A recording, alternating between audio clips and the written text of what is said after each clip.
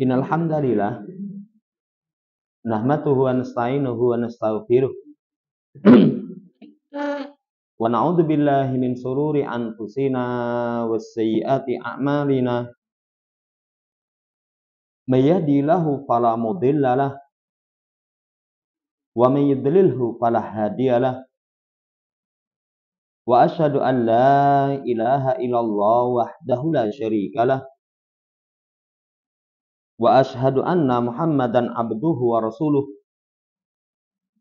Allahumma shalli ala Muhammad wa ala ali Muhammad. Ya ayyuhalladzina amanu taqullaha haqqa tuqatih wa la tamutunna illa wa antum muslimun. Ya ayyuhan nasu taqu rabbakumul ladzi khalaqakum min nafsin wahidah wa khalaqa minha zawjaha wa batha minhuma rijalan katsiran wa nisaa'a wattaqullaha alladzi tasaaluna bihi wal arham innallaha kana 'alaikum raqiba.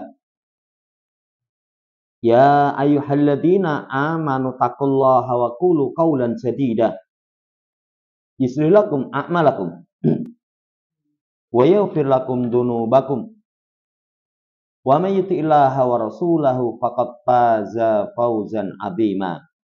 Amma ba'd, fa inna asydaqal hadits kitabullah wa khairal hadi hadi Muhammadin sallallahu alaihi wasallam. Allahumma anfa'na bima 'allamtana wa 'allimna ma yanfa'una wa zidna ilma.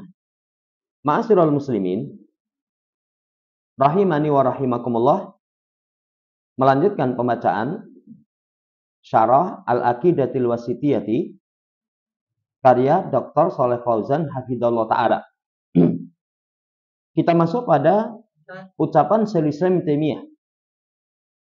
Wal imanu billah, dan termasuk keimanan kepada Allah. Al-imanu bima wasafa bi nafsah fi kitabih. Aw wasafahu bihi rasuluhu Muhammadun sallallahu alaihi wasallam min ghairi ta'rifin. Mengimani apa yang Allah sifatkan dengannya dirinya di dalam kitab. Apa yang disifatkan dengannya Rasulnya Muhammad min ghairi ta'rif, tanpa menyimpangkan makna. Wala ta'til, tanpa menolak. Wa min ghairi takyifin, tanpa menanyakan kaifiatus sifat. Demikian pula wala tamsilin, tidak menyerupakan. Jamaah yang hormati, ini pembahasan tentang iman kepada asma wa sifat. Kesimpulannya, iman kepada nama dan sifat itu akan benar kalau kita melakukan 5. 1. Semua yang Allah tetapkan dan Rasul tetapkan berkaitan dengan nama dan sifat dalam Quran dan hadis, kita tetapkan. Kemudian tidak ditolak, tidak disimpangkan maknanya. Karena Al-Quran bahasanya paling gamblang, paling fasih, paling jelas. Yang keempatnya, itu tidak ditakyib.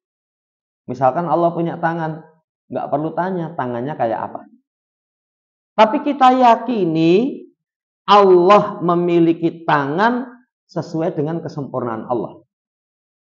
Yang terakhir, yang kelimanya, tidak diserupakan dengan makhluk.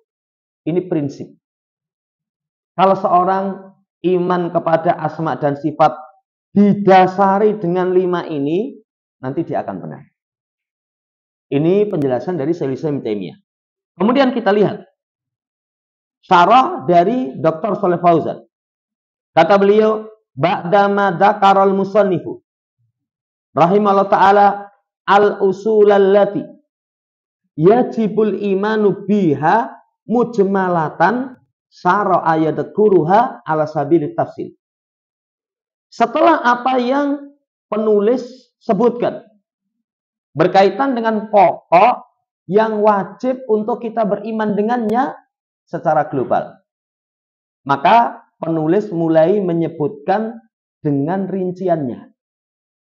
Di sini ada pelajaran. Pengajaran itu global dulu, baru nanti dirinci. Makanya nanti kalau seorang misalkan belajar tentang akidah, global dulu, baru nanti rincian. Belajar itu nanti para ulama terangkan kalau enggak melewati 4 atau 3 tahapan.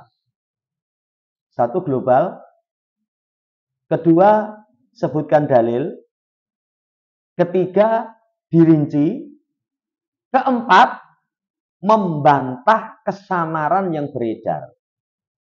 Itu nanti kalau seseorang pengen sempurna dalam belajar seperti itu. Makanya para ulama masalah akidah juga begitu. Nanti di akhir ada misalkan kitab Kasyfus Syubhat, menyingkap syubhat.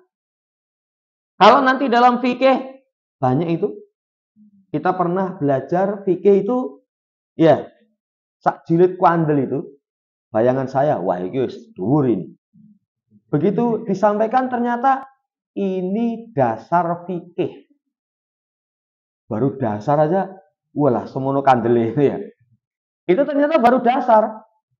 Nanti tingkatan yang lebih tinggi selain global ada pendalilan. Lebih tinggi dirinci.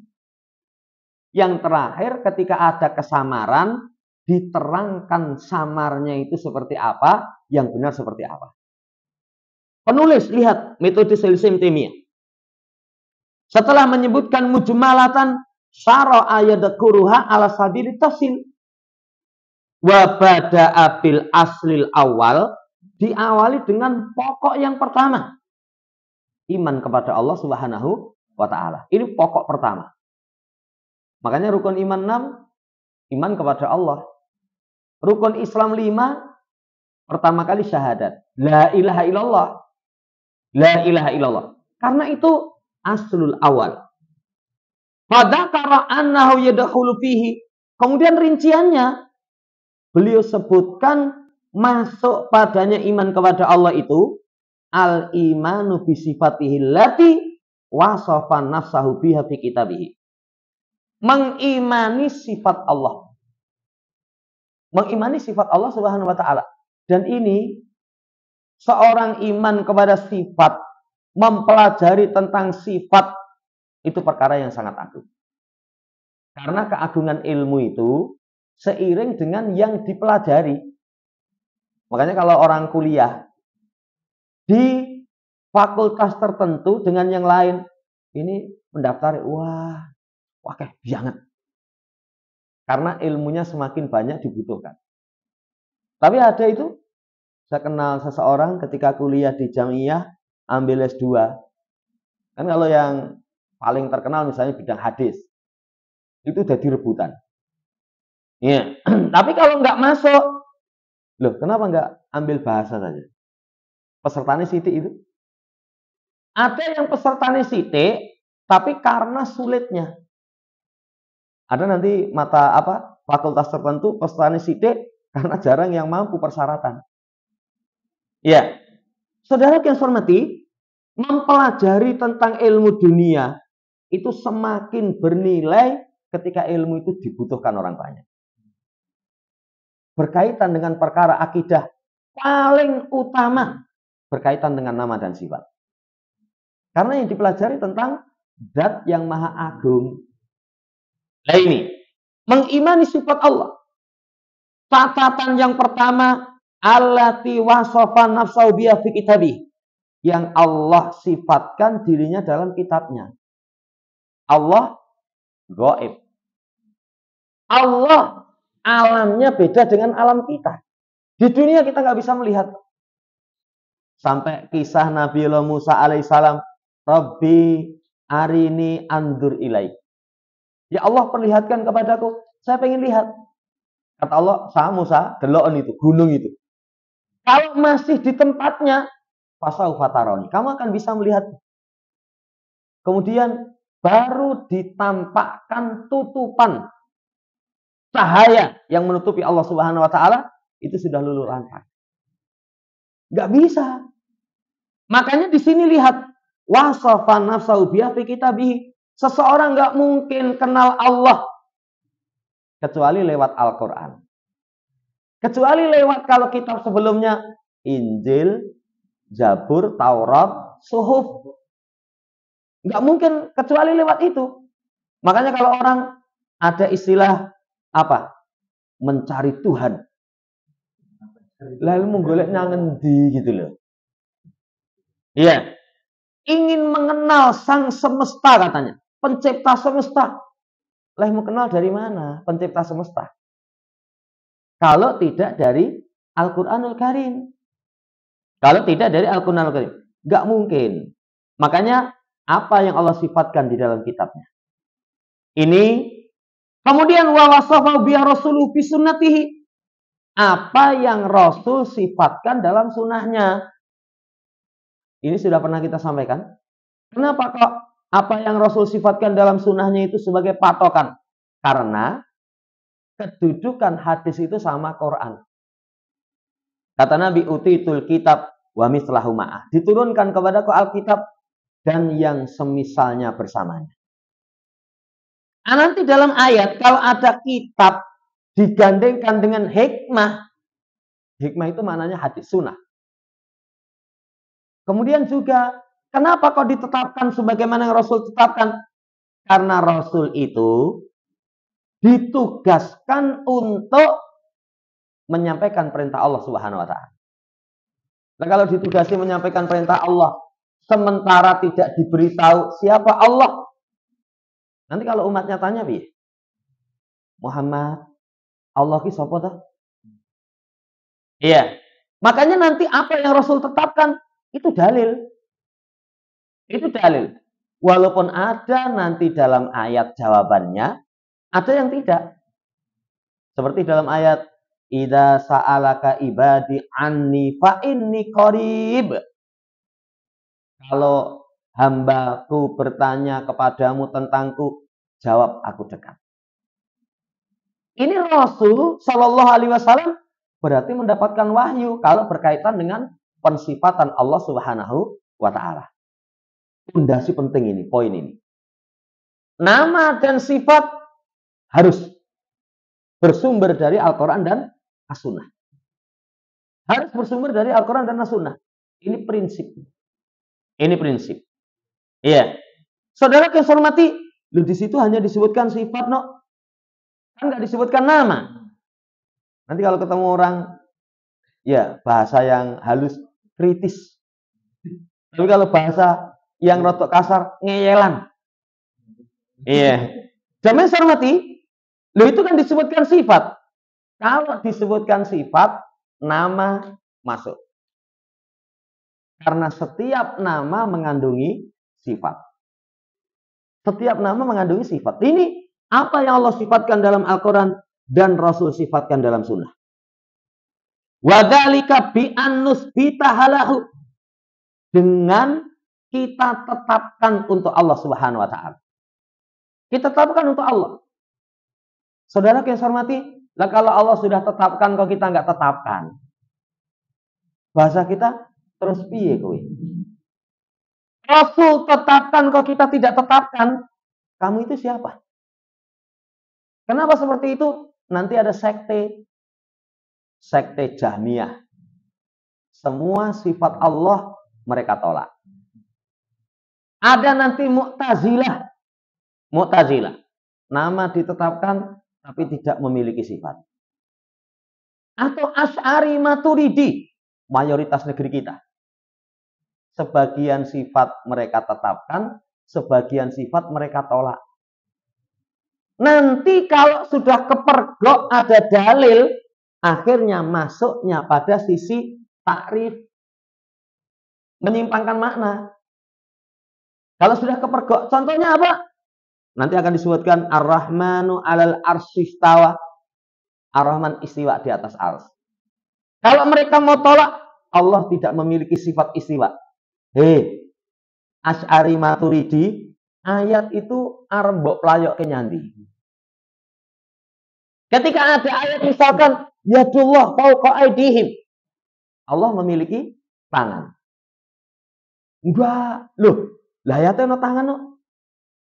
Kamu mau kemana kan? Masuknya nanti pada pembahasan takrif menyimpangkan makna. Ini saudaraku yang saya hormati, Ahlus Sunnah wal Jamaah tetapkan itu. Sebagaimana yang datang dari Quran Sunnah. Satu bi alfadhiha, lafadznya. Kalau lafadz tidak ada dalam Quran Sunnah, mereka tidak tetapkan. Apa contoh lafadz tidak ada dalam Quran Sunnah? Idam bako. Contoh ya. Apa ada hadis? Allah itu memiliki sifat kidam bako? Nggak ada. Yang ada huwal awal, huwal akhir. Ini contoh lafadz. Kemudian dari sisi makna mereka tetapkan. Kalau tangan, ya maknanya tangan. Maknanya tangan. Istiwa, apa makna istiwa? Ala wartafa. Tinggi di atas. Ya mereka tetapkan. Maknanya seperti itu kok. Wajah, ya mereka tetapkan wajah. Wajah, mereka tetapkan wajah. Ini Ahlus Sunnah. Beda dengan yang tadi kita sebutkan, sekte yang menyimpang. Enggak, Allah punya nama tapi tidak mengandungi sifat. Tidak mengandungi sifat. Maknanya wallahu ta'ala. Ya, Allah punya tangan, wallahu a'lam. Saya serahkan makna itu kepada Allah. Berarti bahasa Arab itu dong cetoh. Berarti ayat Quran itu bukan Arabiyyun mubin. Bahasa Arab yang gamblang. Sehingga kamu, iki piye. Kalau bahasa kita mungkin belum gamblang. Belum gamblang. Di masa sahabat pun ada kok. Bahasa-bahasa itu yang bagi sebagian orang nggak paham. Kalau nggak salah apa itu kalimat yang, ayo masuk Islam. Ya, mereka itu sebenarnya mau. Tapi tidak dengan bahasa, ya kami masuk Islam. Enggak. Bukan, na'am, nuslimu. Bukan. Tapi dengan bahasa yang lain. Tapi maknanya, kami masuk Islam. Karena tidak jawabannya dipahami, langsung dipateni. Baru dipateni, loh kami itu sebenarnya masuk Islam loh. Kalau bahasa kita, mungkin kita itu belum bisa memahami. Belum bisa memahami. Saudara yang saya hormati, maknanya ditetapkan. Catatannya min ghairi ta'rif li alfadhiha, tanpa menyimpangkan lafadznya. Lafadznya tidak disimpangkan.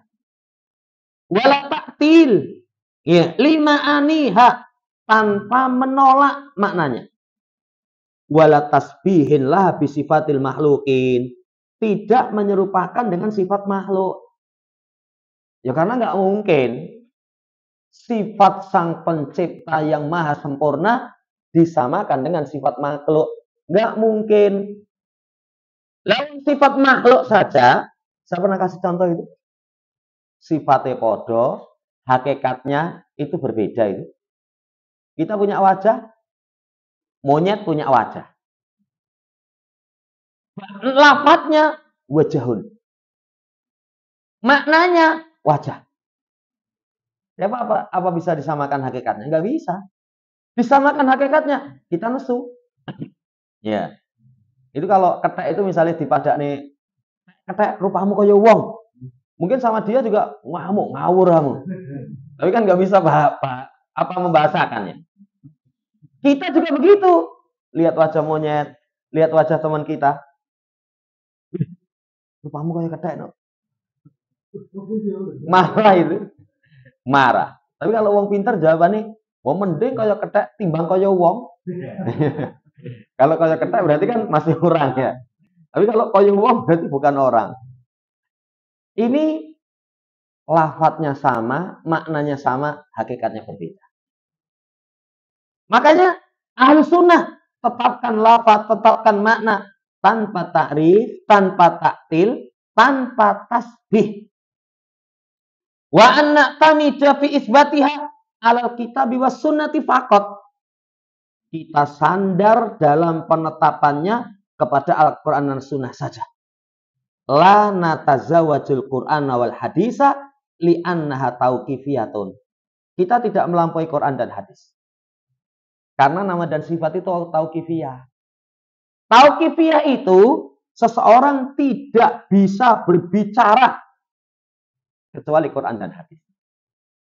Nah, kalau berbicara tentang perkara yang gaib, dari mana? Dari mana? Kemarin disinggung. Perkara yang gaib itu Allah. Perkara yang gaib itu malaikat. Perkara yang gaib itu kabar-kabar para nabi, para rasul terdahulu bagi kita. Kalau bagi kaumnya, mereka paham. Bagi kita dari mana? Tahu Nabi Nuh itu? Ya, wah, saya bermimpi. Wah, lah gue. Itu namanya golongan sekte Doboliun. Iya. Nggak bisa. Alam barzah. Dari mana kita bisa berbicara? Terbatas Quran dan hadis. Karena alam barzah kita belum pernah pengalaman kok. Oh, kalau di negeri kita itu dulu bisa bicara semua itu katanya, wah, kalian belum pernah merasakan dikubur. Saya pernah. Ini ngapa mati? Ini mah dikubur kalau kalangan mereka itu. Pendem, setelah itu nanti, ya kalau kayak gitu, wong Hindu kan juga begitu. Saya punya mbah, dulu belum masuk Islam itu, kalau topo, salah satu bentuk topo itu namanya topo pendem. Jadi topo pendem itu nanti dikubur, terus dikasih tali ke atas, atasnya itu dikasih, kalau zaman dulu, gedek. Setelah gedek nanti diuruki lemah. Nanti tiap pagi, itu keluarganya narik tali. Jadi kalau tarik munggah, nanti mbak saya narik meduk neh, mbahmu seurip sah. Itu biasanya nanti 7 hari sampai 40 hari. Nanti kalau ditarik munggah, orang ditarik meduk neh, mbahmu wis dead. Nah seperti itu. Jamnya sudah mati? Iya. Itu nggak mati. Bicara alam barzah, itu pun juga tauqifiyah. Ini prinsip pokok sekali. Kita tidak melampaui Quran dan hadis. Tadi catatan yang pertama takrif. Apa itu takrif? Takrif itu taghyir. Merubah. Imalatus syai'an wajhihi. Memiringkan sesuatu dari sisinya. Itu namanya takrif. Makanya ada inharafa an kada ila idamala. Menyimpang dari seperti ini ketika malah miring condong. Itu takrif. Lah takrif itu ada dua. Pertama, lafadz. Lafadz itu al-udulu bihi an jihatihi ila ghairiha. Berpaling dari arah kepada selainnya. Itu namanya takrif. Menyimpangkan lafadz itu satu, biziyadati kalimatin. Nambahi kalimat. Nambahi kalimat ini paling mudah dibantah. Paling mudah dibantah. Iya, walaupun namanya orang, yaitu tadi tetap ngotot. Tetap ngotot. Tapi kalau tambah kalimat, konangan kamu tambahi. Yang kedua, harfin, huruf. Yang ketiga, nuksonihi, mengurangi. Yang keempat, takjiri harokatin, merubah harokat. Sekarang, kaqauli ahli dolal, seperti ucapan orang-orang yang sesat. Dalam ayat Ar-Rahmanu 'alal arsyistawa. Ar-Rahman istiwa di atas ars. Tadi patokannya apa? 5. Ada dalil, tetapkan. Jangan ditolak. Wah, nggak mungkin ini. Kalau sekarang kan ada yang dai nasional. Itu dia katakan ketika ada ayat ini Allah istiwa di atas ars, berarti Allah bisa ditunjuk pada arah. Kalau bisa ditunjuk pada arah, berarti pada tempat. Kalau pada tempat, butuh tempat. Kalau butuh tempat, dikuasai oleh tempat. Coba kalimat yang didatangkan seperti itu, apa ada pembicaraan dalam nas? Apa ada sahabat Nabi begitu turun ayat Ar-Rahmanu 'alal arsyistawa Rasul? Berarti Allah itu bisa ditunjuk pada arah, pada tempat. butuh tempat. Mereka datangkan kalimat yang tidak ada pendahulunya. Padahal tadi pembahasan nama dan sifat tauqifiyatun. Tauqifiyah. Yang kedua, ketika orang membahas tentang Ar-Rahmanu 'alal 'arsy istawa, istiwa dengan penjelasan seperti itu, dalam artinya berpikir tentang Allah sebagaimana makhluk. Makanya sumber kesyirikan itu, satu, Allah diserupakan dengan makhluk. Dua, makhluk diserupakan dengan Allah. Ini kata Imam Qayyim. Dua ini pokoknya kesyirikan.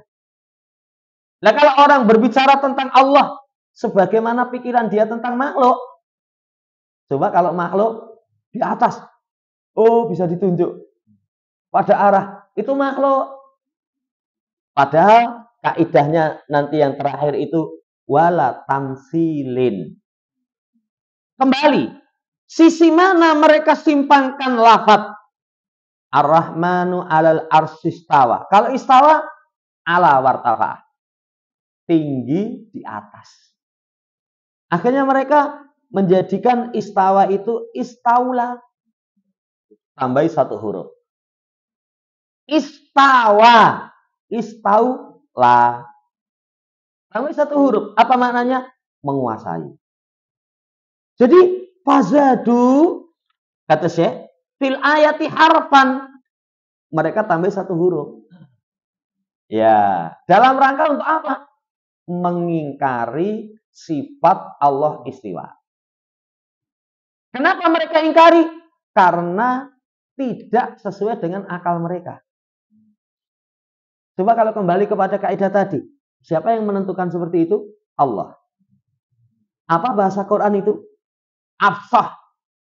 Paling fasih. Bahasa Arab yang paling gamblang, paling cetha melo-melo. Iya, paling cetha melo-melo. Kamu tolak. Iya, kamu tolak. Akalnya akhirnya. Akhirnya rela menambahi satu huruf dalam ayat. Sampai nanti ulama katakan, alangkah sama. Lam ahlu taktil istaula. Istawa ditambahi lam. Dengan nonnya orang Yahudi. Dengan nonnya ahli kitab. Ketika disuruh mengucap hitoh, mereka tambah dengan hintoh. Hitoh lafadznya di kitab Taurat. Hitoh naghfir. Tapi mereka ganti dengan hintoh. Oh, jadi kalau diurut-urut itu tribane konon neh Yahudi Nasara. Asalnya seperti itu. Ini hati-hati ini. Contoh yang kedua. Di surat Al-Fajr, wa jaa'a rabbuka wal malaku saffan saffa. Coba di situ jaa'a rabbuka. Ditetapkan Allah memiliki sifat datang. Ingat, kalau Allah sudah katakan punya sifat datang, tetapkan. Jangan ditolak. Jangan disimpangkan maknanya. Jangan ditanyakan, tekone Allah ki tahu-tahu ada angin, hus terus teko apa gitu. Apa tekannya itu misalnya ngerti-ngerti teko gitu. Ya kita nggak tahu. Jangan serupakan dengan makhluk. Jangan serupakan dengan makhluk. Tapi datang itu secara makna dimaklumi. Akhirnya apa mereka maknai? Mereka tambahkan satu kata. Ja'a rabbuka, ja'a amru rabbik. Yang datang itu perintah Tuhanmu. Ini namanya dengan menambahkan kalimatan satu kata. Satu kata. Ini hampir terjemahan kebanyakan masalah nama dan sifat. Itu kalau terjemahan di Quran, terjemahan di negeri kita, itu tadi ditakrif. Disimpangkan maknanya. Disimpangkan maknanya. Tambah satu kata, ya jauh loh. Ya, bahasa kita saja, misalkan kalau kita katakan Ja'a Muhammadun. Sing teko sapa, Mas? Muhammad. Wonge. Tapi kita rubah Ja'a amru Muhammadin. Sing teko itu perintah. Lah perintah lewat utusan orang. Ya, perwakilan misalkan. Ya beda. No?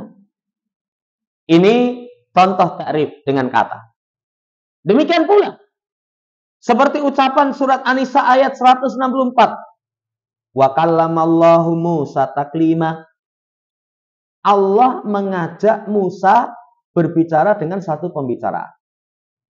Ingat, kalau kallama dengan wazan fa'ala itu nanti menjadikan fi'il itu muta'addi.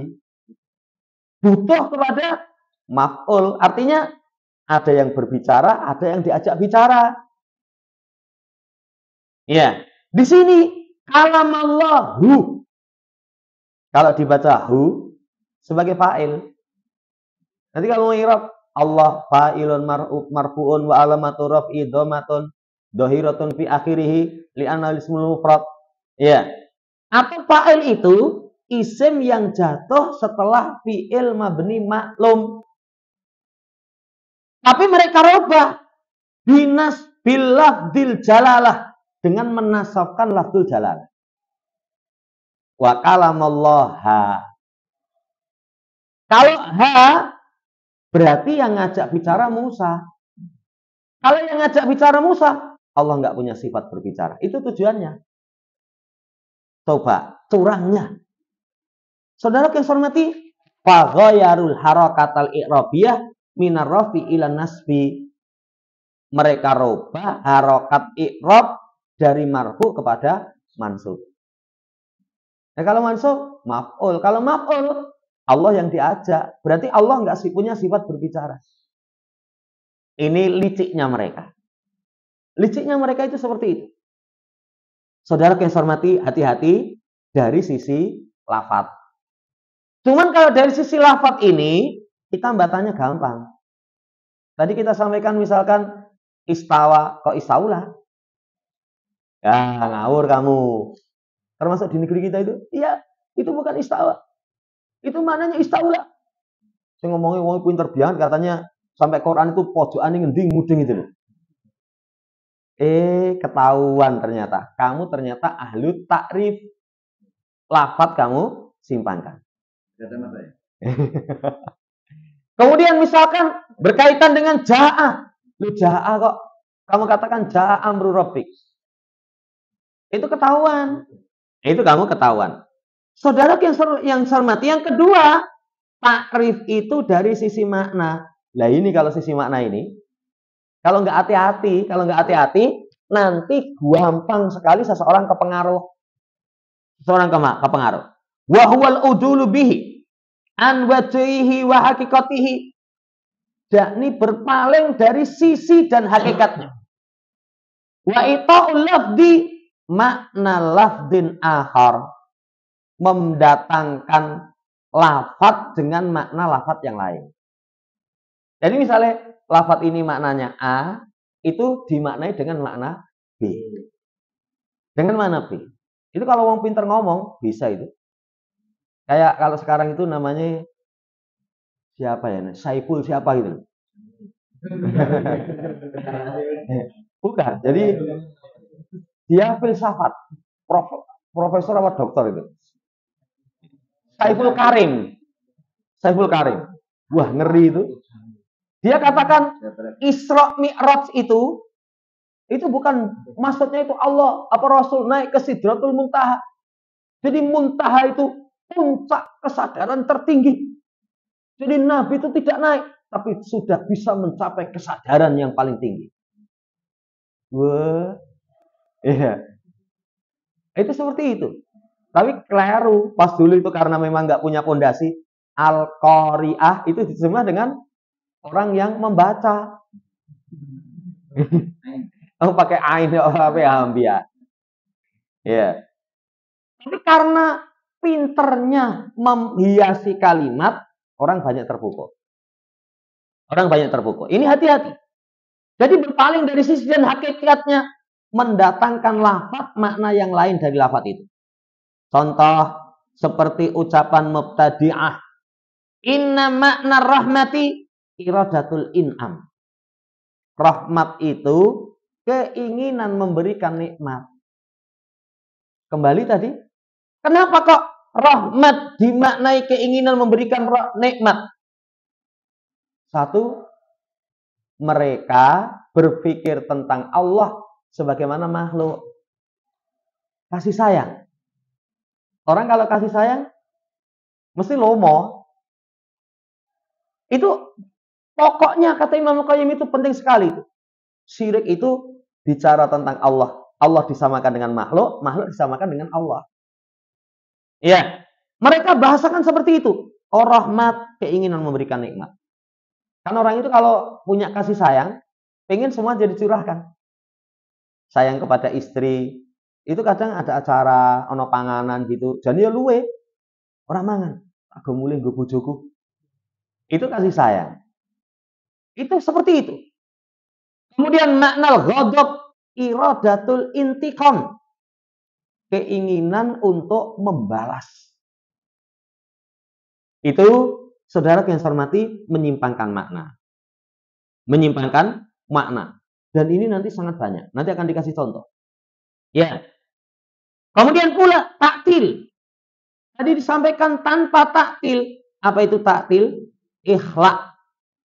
Mengosongkan.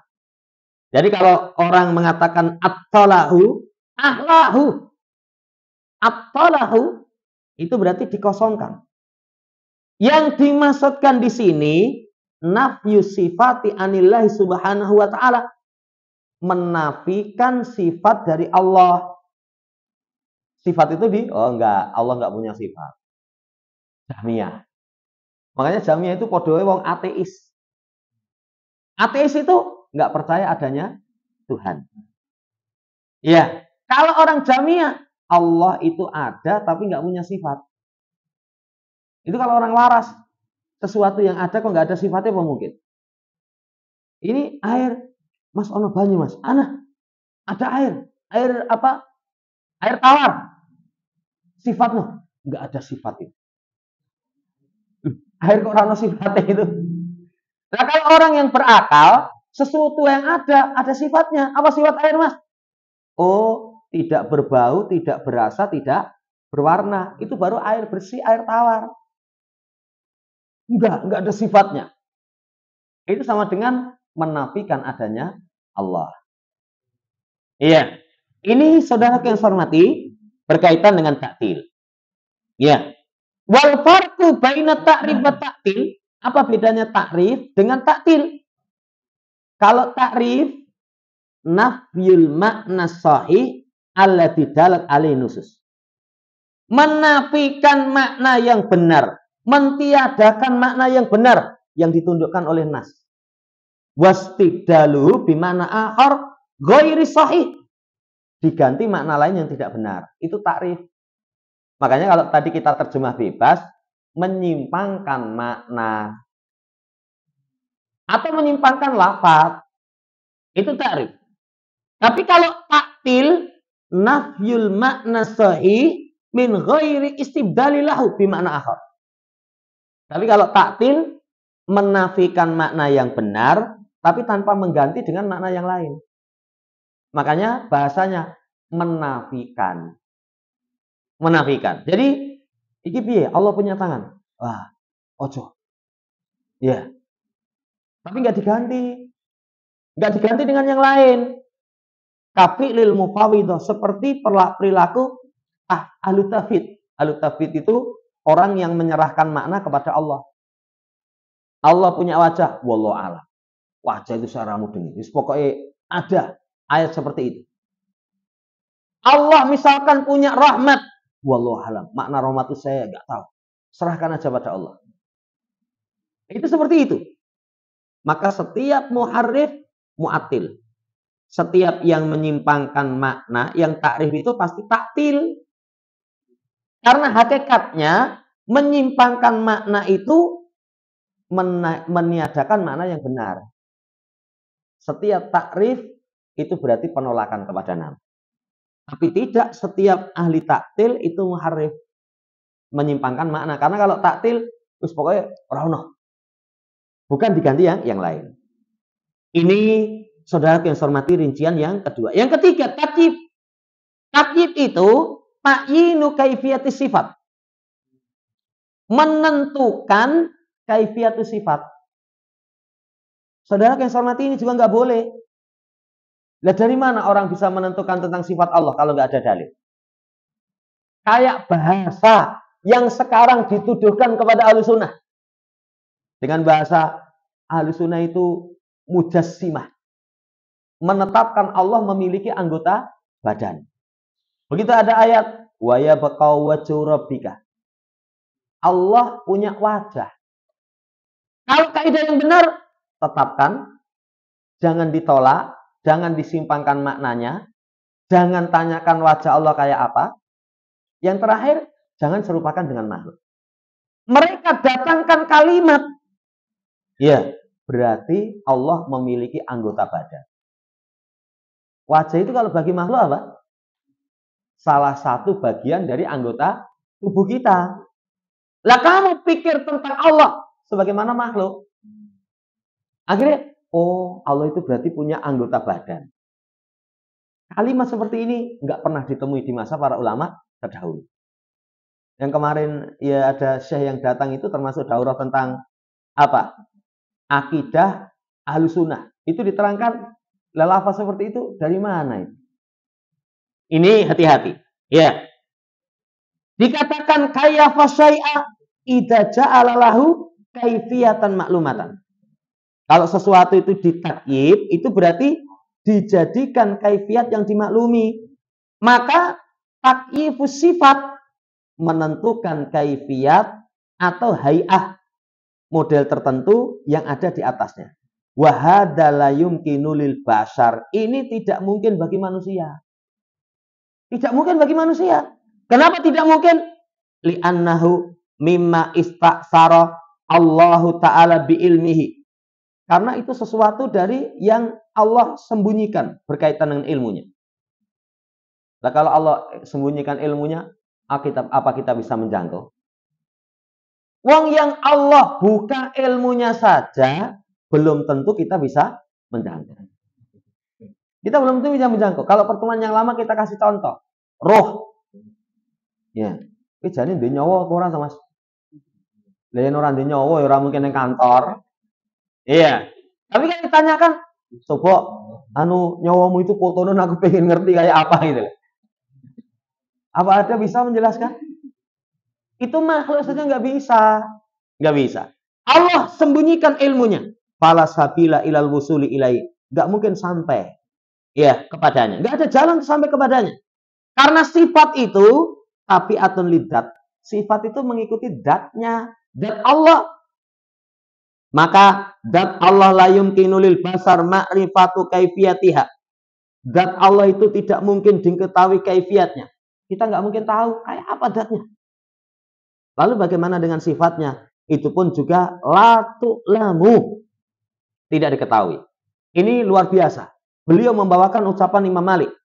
Ketika beliau membaca ayat Ar-Rahmanu 'alal arsy istawa. Ada orang yang tanya, kaifa istiwa?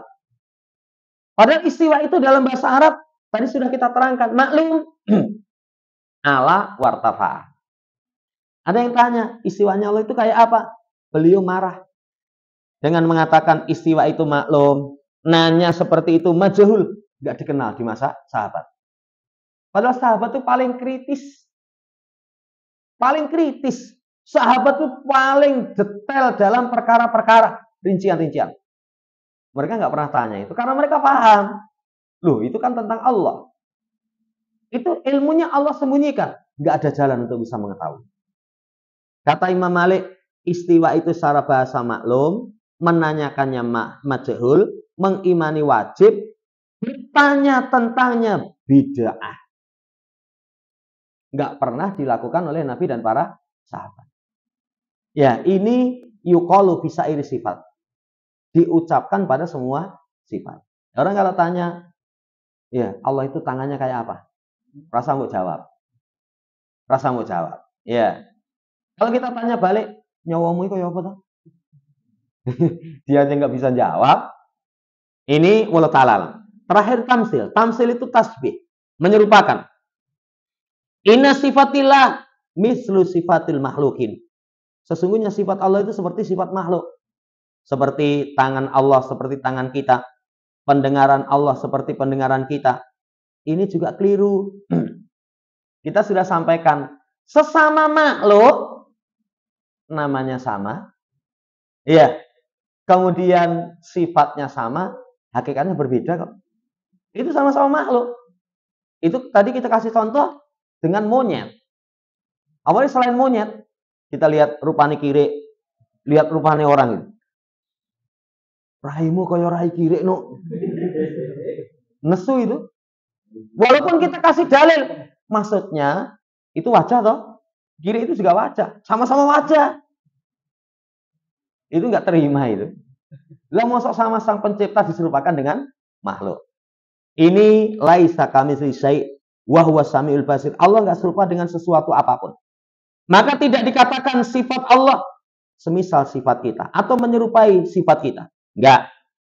Dan Allah serupa dengan zat kita. Mukmin muwahhid menetapkan sifat semuanya alal wajhil laiki bi azamatillah azza wa jalla. Sesuai dengan yang layak terhadap keagungan Allah. Allah punya sifat sesuai dengan keagungan Allah Subhanahu wa taala. Sesuai dengan kesombongan Allah, kebesaran Allah. Ya, tidak ditolak. Baik sebagian tidak diserupakan seperti orang-orang yang menyerupakan, ditetapkan wajah tapi tidak sesuai dengan Allah Subhanahu wa taala. Ini saudara yang saya hormati 5 pokok. Jadi kesimpulannya nama dan sifat harus dengan dalil Quran dan hadis. Kalau sudah ada dalil, tetapkan. Jangan disimpangkan maknanya, jangan ditolak, jangan ditanyakan kaifiat. Yang terakhir, itu jangan diserupakan dengan makhluk. Ini baru kaidah. Nanti belum penerapan satu nama, wah sudah. Nanti kalau sudah membahas tentang pelajaran dari renungan tentang nama dan sifat, para ulama katakan satu nama itu cukup menjadikan orang baik. Allah Maha melihat misalkan. Itu kita sudah menjadikan orang jujur. Ini apa mas? Wah rawani saya. Enggak ada CCTV loh. Aman. Enggak ada semut di dinding. Enggak ada cicak-cicak. Yeah. Tapi Allah Subhanahu wa taala Maha melihat. Enggak berani. Itu baru satu penerapan nama itu sudah cukup mengantarkan seseorang baik. Demikian sebelum ditutup, ingin tanyakan masalah yang kita baca atau yang lain.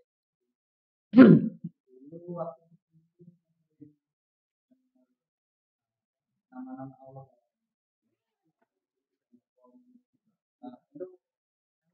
Itu apakah sudah dalilnya atau tidak? Jadi itu Asy'ari Maturidi. Asy'ari Maturidi itu berkaitan dengan nama dan sifat. Mereka tetapkan nama ketika nama itu menurut mereka cocok. Mereka tolak nama ketika nama itu menurut mereka, wah ini nanti serupa dengan makhluk. Serupa dengan makhluk. Kaidah 5 itu nggak diterapkan. Mereka tidak paham bahwasanya nama dan sifat Allah itu maknanya mungkin sama, tapi hakikatnya sangat jauh. Sesuai dengan keagungan Allah Subhanahu wa taala. Makanya kalau orang ngotot wujud, idam, bakoh, ada coba? Iya, nggak usah banyak wujud, idam, bakoh, telu tok. Iya. Itu apa ada? Ternyata tidak ada, tidak ada. Jadi istilah-istilah yang seperti itu kalau tidak ada ditinggalkan. Apalagi nama dan sifat. Lalu istilah misalkan yang itu memiliki makna yang serupa tapi tidak istilah syariat, itu lebih baik ditinggalkan. Tasawuf, tazkiyah. Tasawuf, tazkiyah. Tasawuf itu supaya nanti jiwanya bersih. Tazkiyah, kebersihan jiwa. Tapi mana ungkapan yang dipakai di dalam syariat? Qad aflaha man zakkaha. Tazkiyah. Itu nanti timbang rame pakai ungkapan tazkiyah. Pakai ungkapan tazkiyah. Apalagi itu berkaitan dengan istilah tentang nama dan sifat Allah Subhanahu wa taala. Harus dengan dalil. Allah Ta'ala. Nah, itu makanya pentingnya seseorang ngaji itu tahu, oh, ribane mbiyen itu enggak. Ya, kayak orang Jawa kadang Gusti Allah. Jadi kita ini harus dongo marang pangeran. Pangeran. Pangeran. Kenapa kok nggak Allah saja? Apa Allah memiliki nama dan sifat Gusti dan Pangeran? Ternyata tidak. Ya wes nggak usah pakai. Walaupun orang yang ngeyel, ketemu orang ngeyel itu pedus mabur itu loh yang saya pernah sampaikan itu. Jadi kalau ketemu pendapatnya medus mabur ya wes. Loh, karo Allah kok ora sopan. Karo Allah kok jangkar. Lah memang Rasul pun juga begitu kok. Apa tuntunan Nabi ketika berdoa? Allahumma. Allahumma. Langsung ya Allah. Nyebut nama langsung Allah Subhanahu wa ta'ala. Wa ta'ala.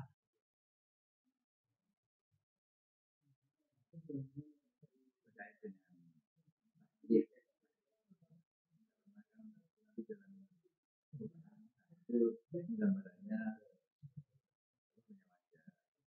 kedua tangannya ke kanan kan inilah yang menjadikan pikiran kita itu kan akhirnya kan berimajinasi karena dalam membatasi ini kan tentu kan namanya penggambaran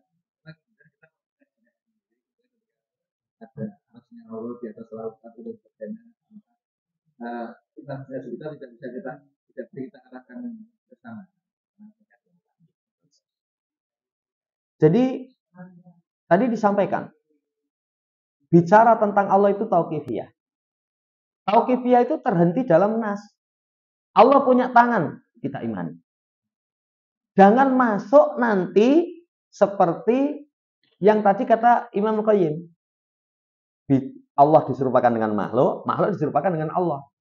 Ya pokoknya bagaimana? Ya sudah kayak gitu. Ya, nanti kalau nanti pikiran kita tentang makhluk, berarti Allah itu wajah, dua tangan. Tangan itu pun dalam hadis itu tangan kanan. Padahal kanan itu maknanya, kan dalam riwayat yang lain kanan dan kiri. Kanan itu maknanya kesempurnaan, kekuatan. Itu nanti diterangkan oleh para ulama. Kalau kita tangan kanan dan kiri, kekuatan dan kesempurnaan, itu lebih kuat kanan.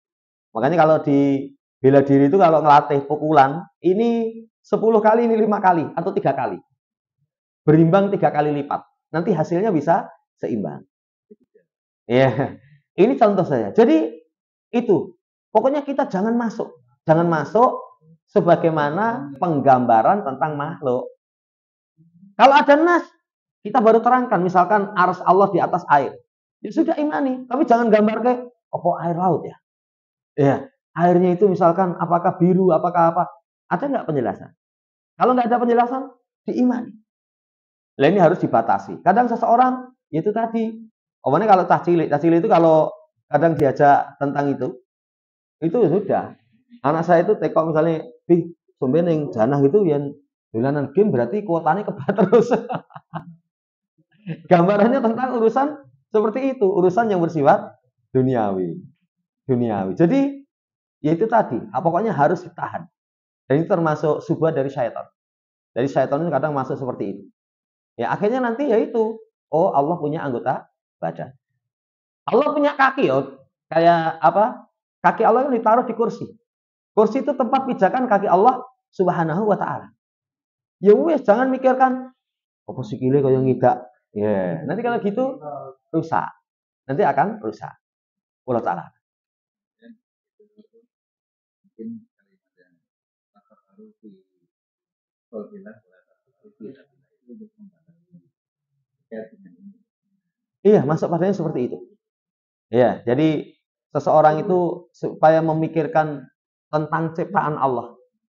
Nanti kalau orang memikirkan ciptaan Allah seperti sifat ulul albab, alladzina yadhkuruna Allah qiyaman wa qu'udan wa 'ala junubihim wa yatafakkaruna fi khalqis samawati wal ardh. Nanti lahir kalimat Rabbana ma khalaqta hadza batila subhanaka faqina adzabannar. Nah, kita jangan pikirkan tentang zat Allah Subhanahu wa taala.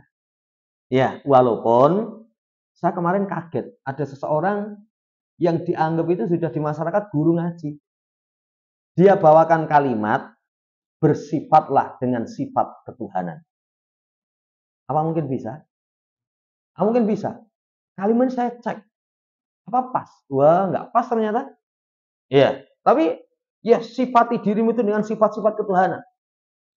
Allah lomo, maksudnya supaya kamu juga lomo kayak Allah gitu loh.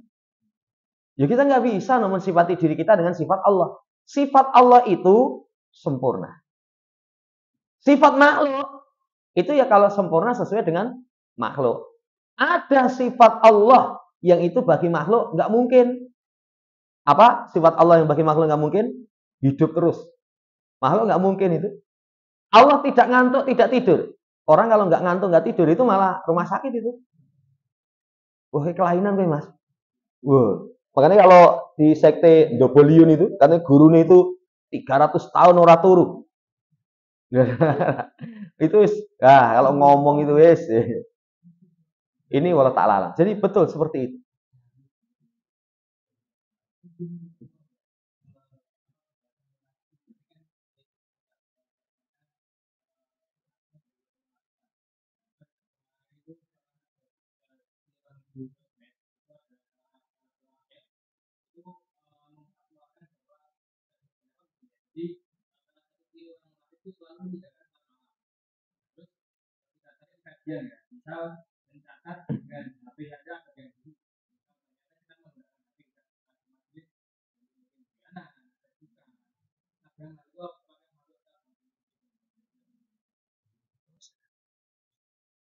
Jadi kayak kalimat-kalimat seperti itu nanti harus diketahui tentang istilah pengucapnya. Yang dimaksudkan itu apa? Makanya nanti kalau orang belajar dari buku, salah satu yang harus dia ketahui itu istilah yang dipakai oleh penulis itu apa. Kayak contoh, ada sebagian ulama rawahu muttafaqun alaih. Itu yang dimaksudkan Bukhari, Muslim. Tapi ulama yang lain menggunakan ungkapan rawahu syaikhan. Diriwayatkan oleh dua syekh. Itu siapa maksudnya? Nah itu tahu ungkapannya. Termasuk adanya orang nggak sholat tahajud itu sifat kemunafikan. Itu nanti digandengkan. Kalau dimisalkan hukum umum, sholat tahajud itu sunnah. Sholat tahajud itu sunnah. Nah, nanti dalam hadis misalkan orang tangi itu pas adzan subuh, itu di telinganya itu diuyui setan. Diuyui setan. Itu kalimat dari Rasul Shallallahu Alaihi Wasallam. Tapi orang bangun sholat subuh nggak tercela kok. Nggak tercela. Jadi nanti ungkapan-ungkapan seperti itu butuh didetailkan. Jangan nanti misalkan langsung, wah munafik lah apa? Wah itu tak WA bengi tahajud ora tahu tahajud no. Nah, itu hati-hati. Iya. Nah itu sama. Jadi sama nanti seperti itu kalau kalimat-kalimat seperti itu nanti dirinci. Cuman kalau memastikan ini sifat kemunafikan, ciri munafik itu ada 5. 1 hadasa kadaba, ngomong dusta. 2 ada ahlafa, berjanji mengingkari. Mina khona. Yang keempat, yang ketiga ya. Yang keempat itu iya, idza khosama fajara. Kalau berselisih curang. Iya. Yang kelimanya idza qaumu ila shalah qaumu kusala. Salatnya males-males. Itu kita bisa katakan kalau orang punya 5 ini munafik tulen. Tapi kalau salah satu berarti memiliki sifat cabang kemunafikan. Tapi inti munafik berbeda antara yang nampak dengan yang dibatin. Intinya itu. Wallahu ta'ala. Jadi seperti itu. Ya, sama. Jadi sama nanti misalkan orang ya, itu melakukan hal-hal yang seperti itu. Ya kalau di masa sekarang misalkan. Itu banyak itu. Zaman dahulu kekuatan hafalan itu dengan otak. Kemampuan kita sulit. Kadang kita untuk menghafal itu direkam kemudian baru nanti dimurojaah diulang-ulang. Itu pun diulang-ulang, bola-bali ora cemantel. Itu wasilah saja. Wasilah. Dan nanti ada jenjang. Wasilah terbaik ini, bawahnya ini, bawahnya ini, bawahnya ini. Iya. Ini walau tak lalang. Tapi kalau misalkan ada bahasa, walau nyatet dengan HP misalkan termasuk sifat yang tidak baik. Yang tidak baik. Itu perlu dirinci. Perlu didetailkan maksudnya apa. Maksudnya apa? Ada kalimat-kalimat seperti itu. Iya. Itu walau tak lalang. Jadi kayak kemarin yang rame itu tidur di majelis ilmu. Itu bagi sebagian orang, memang turun yang kene, wis turun yang omah sisan wae. Iya. Tapi bagi sebagian yang lain, iya, lo kan wis mending daripada turun yang pos ronda, kan lebih baik tidur di majelis ilmu. Itu kan butuh rincian. Butuh rincian. Kalau seorang guru misalkan layak kita marah sama murid, li turu bang turun yang sekolah mulai kono wae. Itu kan layak. Tapi kalau kondisi tertentu misalnya untuk orang awam, nggak bisa. Nggak bisa. Diterapkan misalkan pada kalimat-kalimat itu kepada tertentu dipakai untuk umum. Dipakai untuk umum. Kayak penuntut ilmu, santri. Santri itu kalau sholat misalnya orang kopiah. Iya. Kemudian pakaian tidak rapi. Orang sholat sunnah. Kita marahi.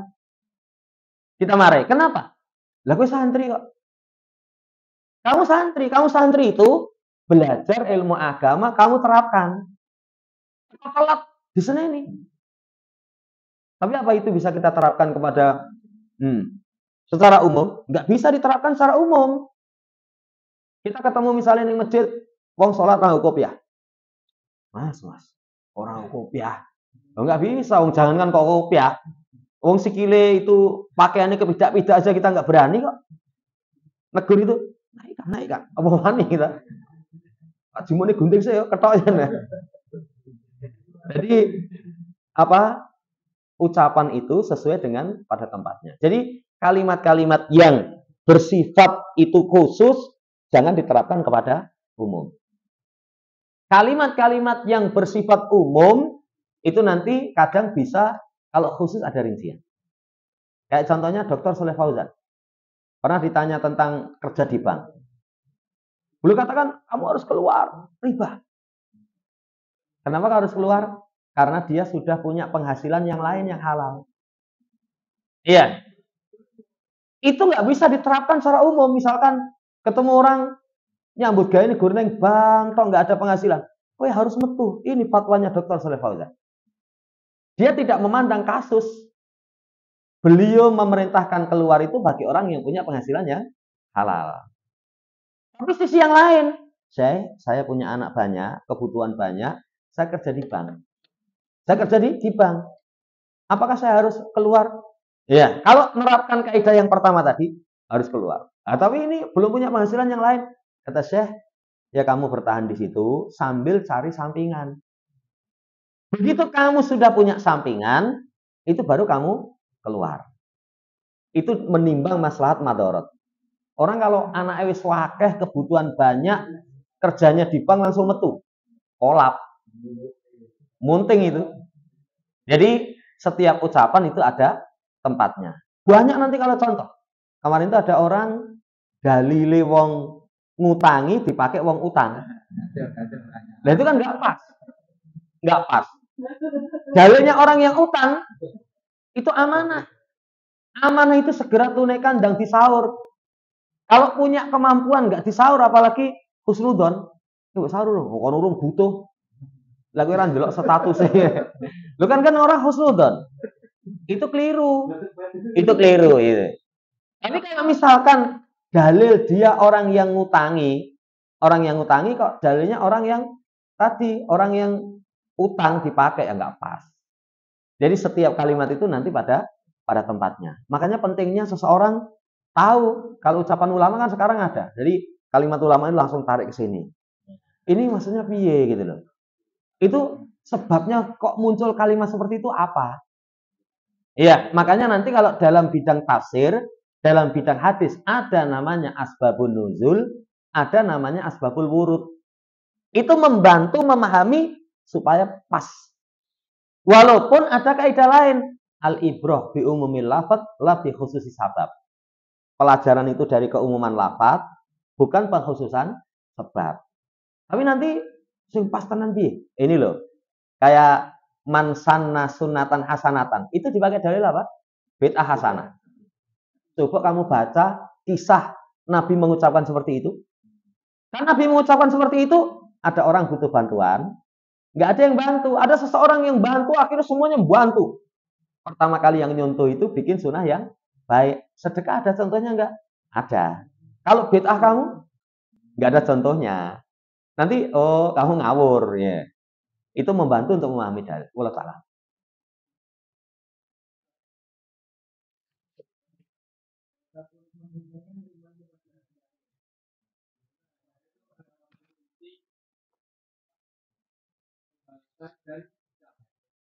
Dan manusia pertama kan ada di alam barzah. Ketika manusia ada di alam barzah itu ngapain? Iya. Jadi kita ulas, keimanan kepada hari akhir itu mencakup semua keimanan setelah kematian. Mencakup semua keimanan setelah kematian. Bahkan nanti termasuk iman kepada hari akhir itu sakaratul maut. Kita kan nggak tahu. Sakaratul maut kan ada pembahasan. Sampai nanti rohnya dicabut, bawa naik, ada yang diterima, ada yang ditolak. Itu kita imani.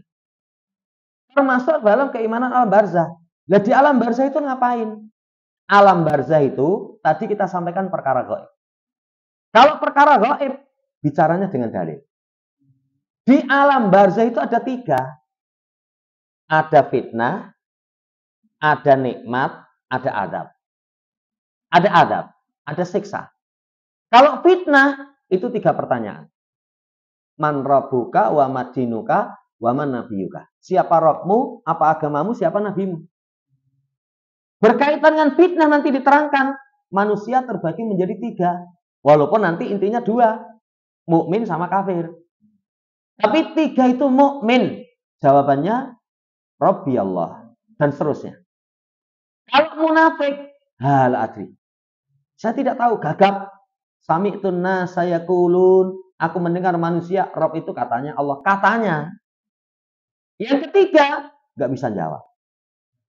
Nah, ya, yang ketiga tidak bisa menjawab. Ini orang kafir. Orang kafir. Kalau seperti itu, ya harus dengan dalil. Nah, sekarang itu ada itu. Kalau yang tadi kita kasih contoh sekte Dobolion itu. Nanti kalau ditanya siapa Rabbmu, oh jawab saja. Ya, Habibi sopo gitu. Loh, itu lulus. Loh, ki wis ente iso ngendi ini? Dari mana dia bisa berani berbicara seperti itu?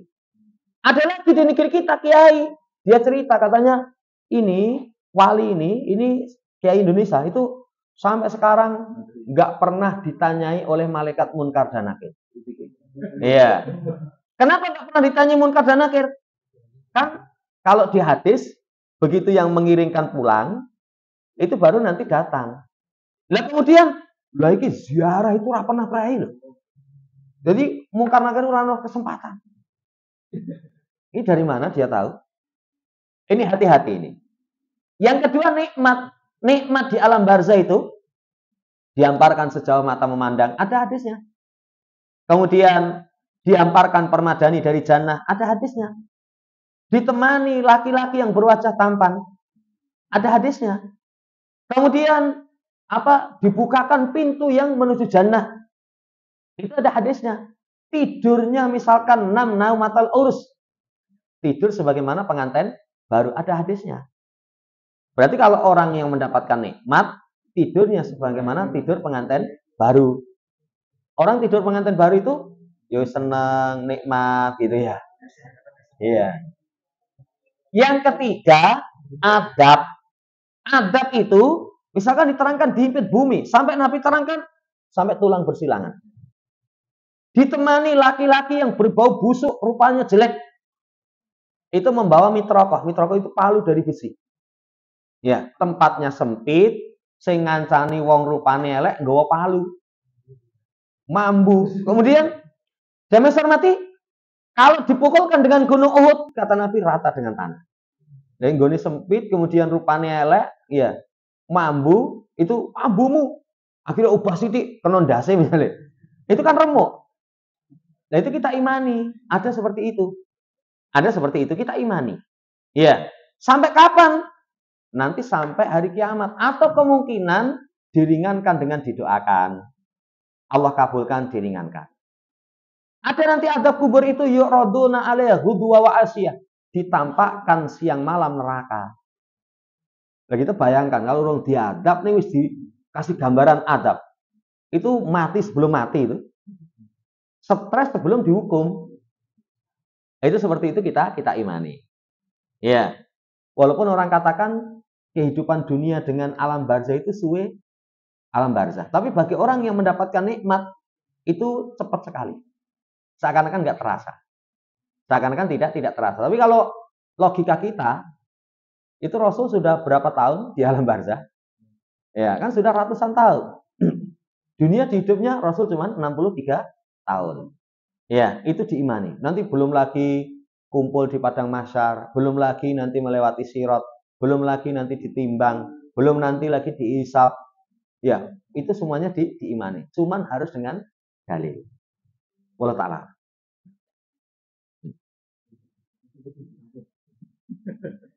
Cukup ya?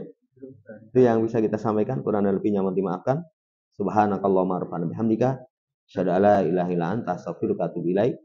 Assalamualaikum warahmatullahi wabarakatuh. Waalaikumsalam.